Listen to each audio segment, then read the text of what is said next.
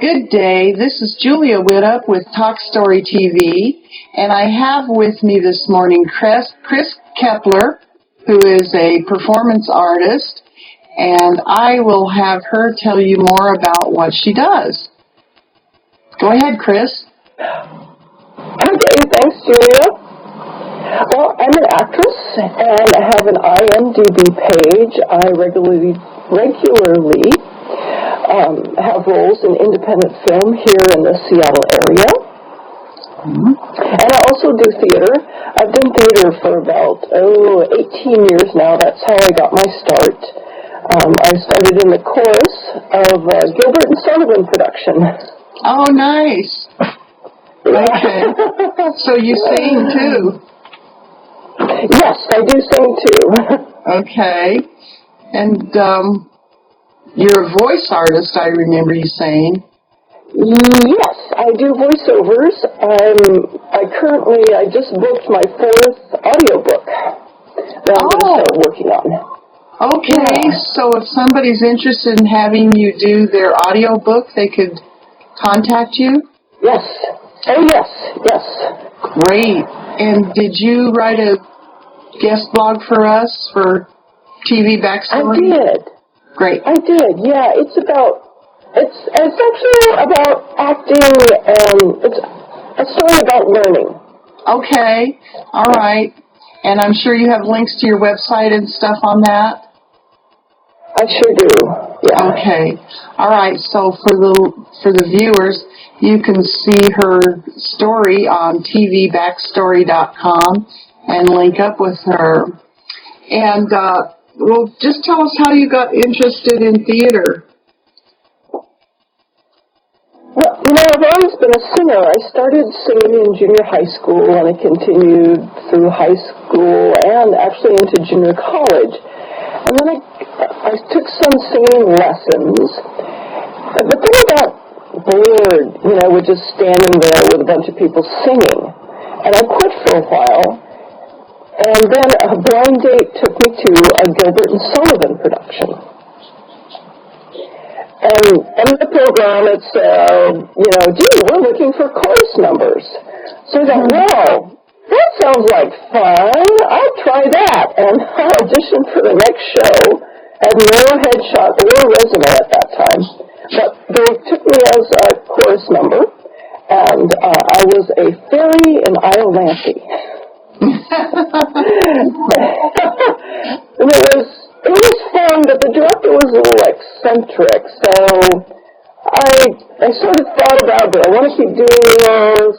And I waited another year, and then I got into another production, and then I decided I really liked it. But then it's like, after, a few times being in the chorus, it's like, I'm kind of tired of standing in the back. I want to stand in the front, which means I had to get headshots and build a resume and take acting lessons, and it just sort of snowballed from there. I just really enjoyed it. Then when independent film in the late 90s, there started to be a lot more independent film in Seattle, and I thought, well, I'm going to try that. And I got some film roles, and I really enjoyed that. And I was looking, how I got into voiceover is I was looking for other ways to use my acting talent on a regular basis. And voiceover is a great way to do that. So I took some lessons, and I really enjoyed it. Actually, it's really related to singing, because when you're doing narration, you're thinking about phrasing and how you're saying things, and it was another way, that I could realize my singing. So that's how I got into voiceover, and I've really been working on that. It's been great. I really love I have a great voice for children's projects, of course. And so I've done 3 audiobooks for children now, and also some websites and narration. How nice! I've just been sort of, building away at I've been encouraging all the authors to make their books into audios because I love audiobooks. Yeah, and it's really popular. It's just the audiobook business is just, building. It really is. I went to the audio book publishers conference in New York City last year, and all the publishers were just ferociously busy. Yes, I'm sure, because it just makes so much sense because you can read books while you're driving and while you're doing housework and, put on your little earphones. You could even do it while you're vacuuming, probably. Yes. Oh, yeah. I'd love that. Yeah, no kidding.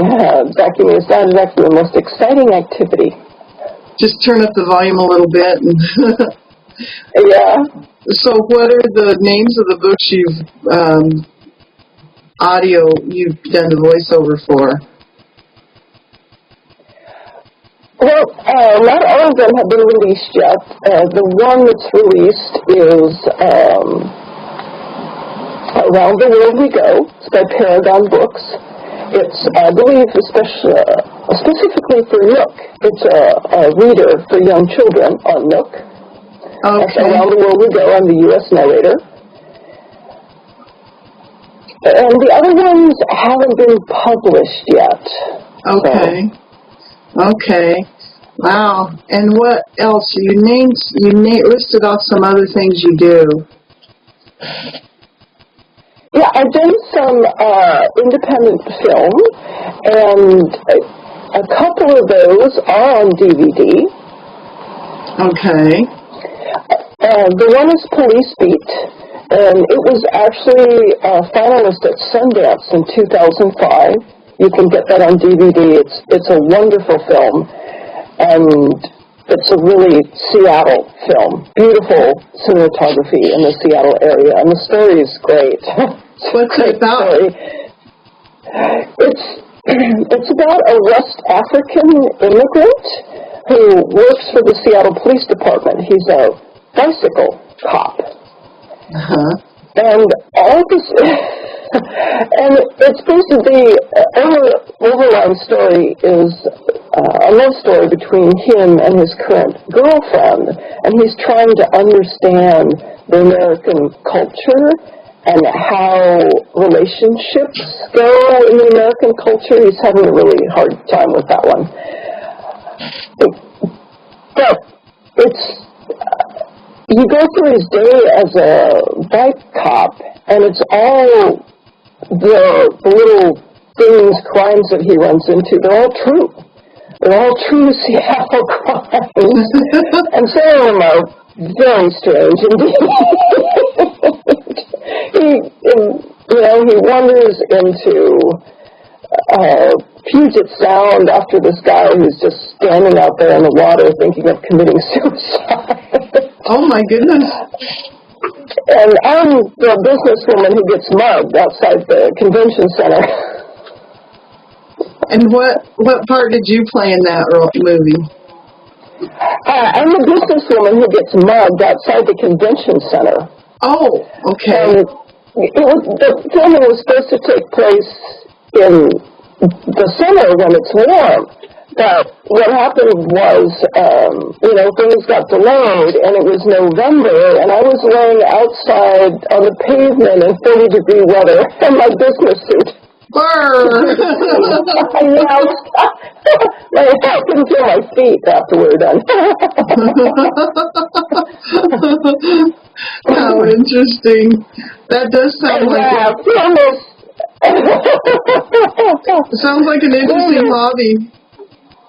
Oh, it is, yeah. It is, yeah. And I've also done some other films that you can find on DVD too. So I think Police Beat is probably the most well-known of them. Okay, all right. So, and what are the others? Oh, gosh.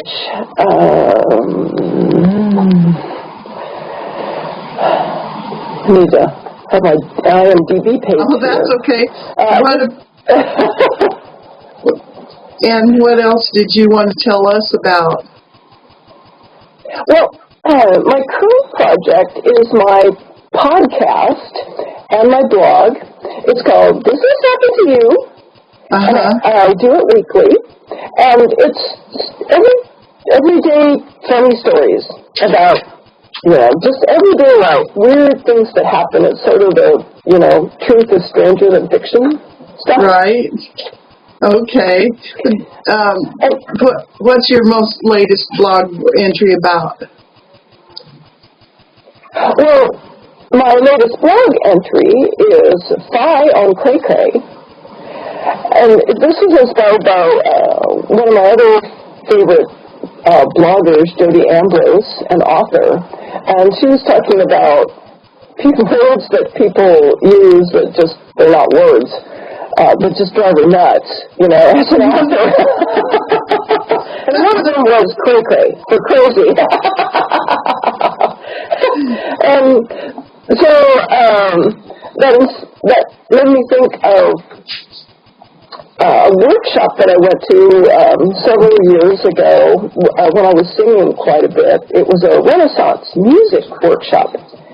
And along with doing lots of Renaissance music, part of our extracurricular activity was to learn some Renaissance dance. And so that going, we were bowing and kicking to the left and kicking to the right as they read out the directions. And then they said, bump heads. We're like, bump heads? Bump heads! And what it was a piece of 16th century slang that now nobody knows what it means. So there's no way to really recreate the dance because somebody used slang in the directions, and so that's what my blog was about. It's like, well, what's going to happen in the future if, people try to do some yeah. We're gonna. What's some of the slang that you talked about? Well, fire was one of them. That was the 16th century word for ew.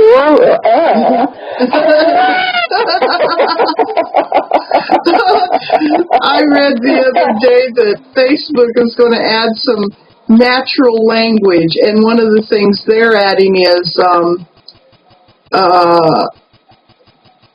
randos who went to my school. And that means I haven't heard that one. Random people. Oh, jeez. And then another one was homies who like my shorty. Oh, no. And that was people who like my girlfriend or boyfriend. I guess I didn't know that. Your shorty is your girlfriend or boyfriend. Before. That's what I was looking at. Yeah, Urban Dictionary, but I didn't run across those. I know. I thought, that's natural language? I haven't even heard those.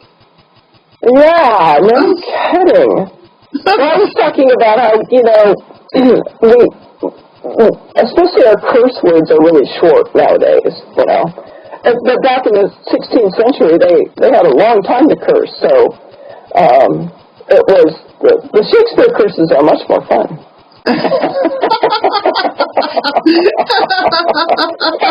That'll be a pea-picking random dogfish. Oh no, get me coughing again. Well, that sounds like a fascinating subject. And so your blog, how often do you broadcast on your podcast? Weekly. Weekly? I broadcast weekly, and I have been narrating stories from my favorite bloggers, that are, relevant to the theme. Does this happen to you? Uh-huh. And, this week's was Darling and the Doctor. So, one of my favorite bloggers, her semi-annual doctor's appointment, she was supposed to have lost weight. And somewhere along the way, she found 20 extra pounds. Oh, no.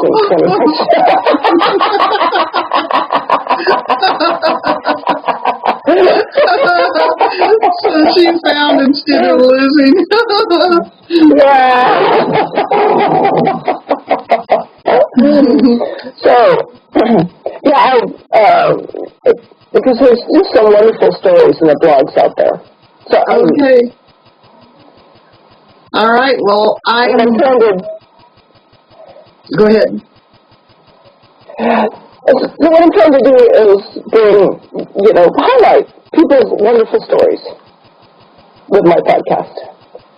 Okay, I'm looking forward to listening to your podcast. And does it come up on your website? How do you get to it? Yes, there's a link out on my website, yeah. There's a link to my blog and my podcast. Mm-hmm. Okay, and those links will all be on your guest blog at tvbackstory.com. And so I highly encourage everybody to go take a look at Kris's article there. Anything else you want to say before we close?